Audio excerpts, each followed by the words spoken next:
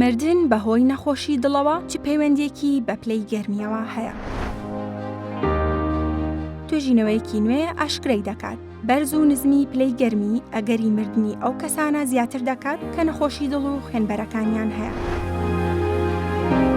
توێژینەوەیەکی تەندروستی گشتی T.A. Chan لە زانکۆی هارڤارد دەڵێت لە ماوەی 40 ساڵدا زیاتر لە 32 ملیۆن حاڵەتی مردن بە نەخۆشیەکانی دڵ و خوێنبەرەکان شیکاری بۆ کراوە. دەرکەوتووە لەو ڕۆژانەدا کە بەرزترین یان نزمترین پلەی گەرمیان تێدا تۆمار کردووە، مردنی زیاتر بەو نەخۆشیە بەدی کراوە بە بەراورد بەو ڕۆژانەی کە کەشوهەوا مامناوەند بووە. بەپێی توێژینەوەکە لە ماوەی 40 ساڵی ڕابردوودا زیاتر لە 32 ملیۆن مردن بەهۆی نەخۆشیەکانی دڵ و خوێنبەرەکانەوە تۆمار کراوە. بە جۆرێک لە هەر 1000 مردنێک بەهۆی نەخۆشیەکانی دڵ و خوێنبەرەکانەوە 32 مردنی دەگەڕێتەوە بۆ ڕۆژانی گەرمی زۆر یاخود ساردی زۆر.